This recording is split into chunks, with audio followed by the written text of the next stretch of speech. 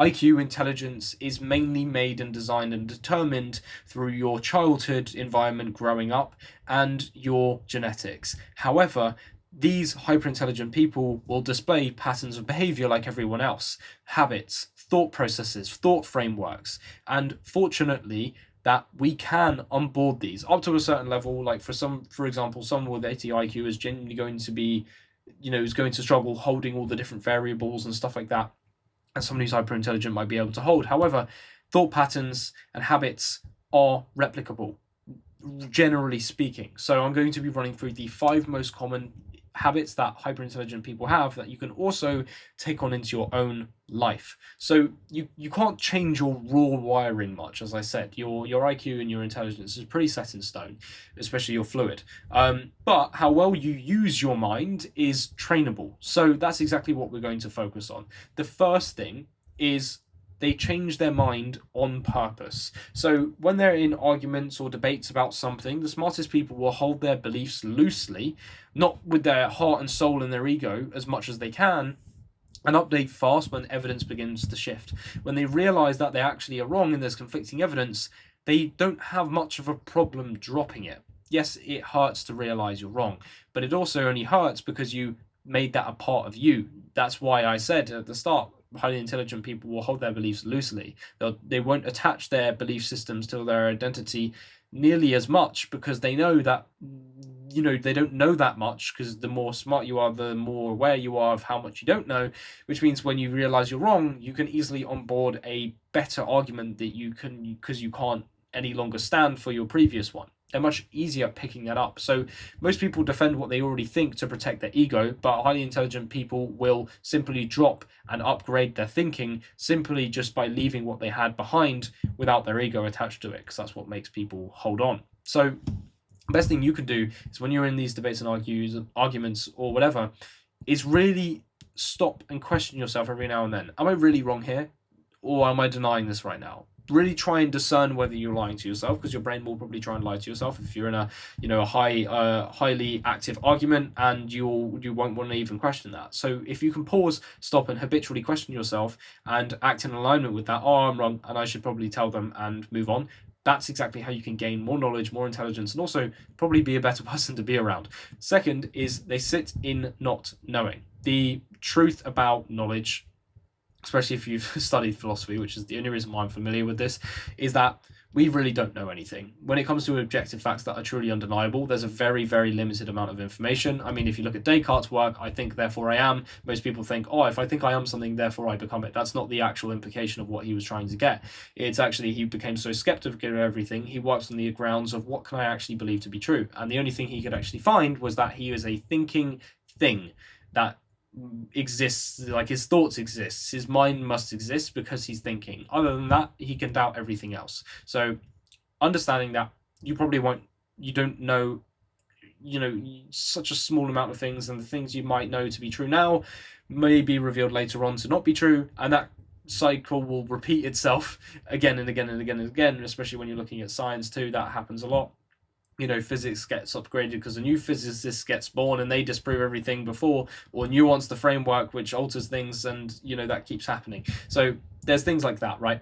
So hold the problem, stay in the discomfort, and let the real answer surface. This is what I call bath of confusion, which is what I tell a lot of my clients about. The better you are sitting in confusion, the more intelligence you'll gain. Like, the more you'll understand, the more knowledgeable you'll become, and the better you'll become at onboarding new information. That's genuinely important.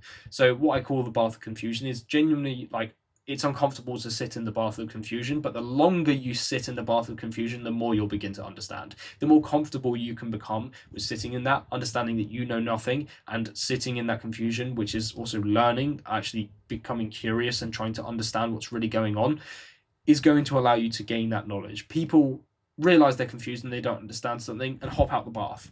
The longer you can stay in there, the more you'll gain from it. So that's important, sitting and not knowing. And the third one is they think in mechanisms, not memorized facts. So what this kind of looks like is, instead of learning what to think, they learn how things work. They look at the underlying mechanism, that then, because then you can transfer, once you understand the underlying mechanism, you can transfer that to anything. It's like maths. Don't try and remember this specific number multiplied by this specific number means this thing. What is an actual intelligent framework that you can apply? What's the mechanism behind the maths behind it, which is going to make things easier? Because there's loads of strategy. Like, a lot of people, aren't actually better at maths because they remember the answers. They remember the framework, the mechanism that they use below it to answer the question way easier, chunk things down, break things down, and simplify them massively. It's like I'm gonna butcher this, but like, it's like some people can genuinely answer like 9,999 times 10,001 because there's a really simple thing you can do to actually gain the answer, which it just clicks right into your head. For example, there's things like that it do genuinely exist. So start thinking, what's the underlying mechanism? What sits below all of this? What sits below this, the underneath of this subject? For example, when you look at psychology, you can understand human behavior because the only goal is to survive and reproduce. So all behaviors must come down to the point that they're trying to survive and reproduce. All emotional data all comes down to the point that people are trying to survive and reproduce. That's what emotions are for. That's why humans connect with each other, because our survival rate increases if we have friends, which is also why loneliness damages you, massively in terms of your health, and it's the equivalent to smoking 20 cigarettes per day, is because your body is trying to tell you, look, if you keep doing this, you probably won't survive as long. So it's trying to use those emotions to give you a signal to change your behavior, so you change your survival rate or change your chances of reproduction. That's all it is. It all reduces down to these simplistic things. And once you understand that underlying mechanism, your ability to understand psychology increases. Pretty crazy, right? So that's essentially what you want to kind of really try and get to grips of, is when you're learning a subject topic, what is the underlying mechanism? And that will teach you a lot more. And number 4 is they will protect deep focus ruthlessly. This is the problem with attention and scrolling, which I talk about a lot, is we are frying our attention, and people don't think that's bad. It's like, oh, we're just readapting our knowledge. Now we're just turning to skimming. That's not a good thing. If we're skimming knowledge, then we're not getting depth of knowledge, which means we probably don't understand it. We just remember it, which is not good. Because, if you were to ask yourself, for example, if you think you're knowledgeable at something and you've skimmed it, ask yourself, how could I simplify this? And how can I make this complex topic really simple? If you can't do that, you probably just don't understand it.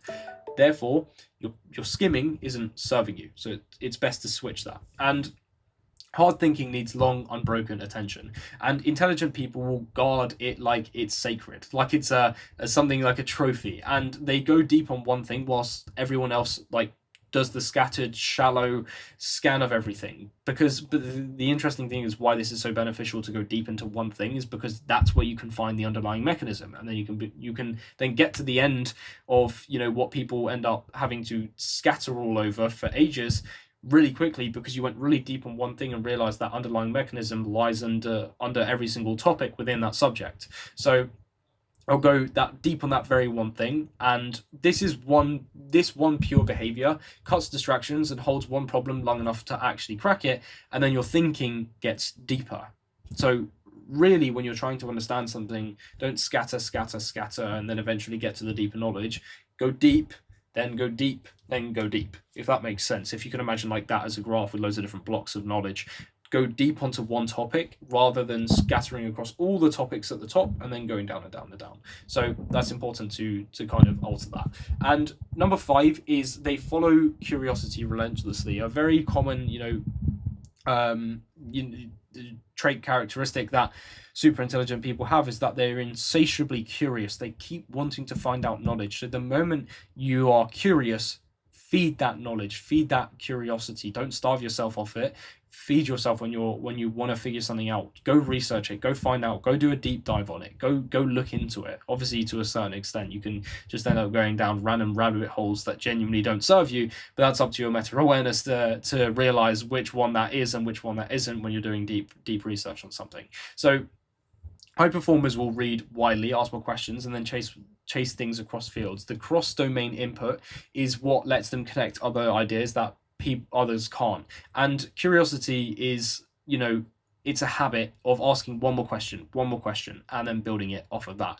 If you're interested in looking into getting deeper knowledge, getting better at these sorts of things, and improving your mind through the grounds of neuroscience, I've got a school community and one-to-one coaching, and you're more than welcome to DM me, Rewire, on Instagram to get your free Dopamine Rewire PDF.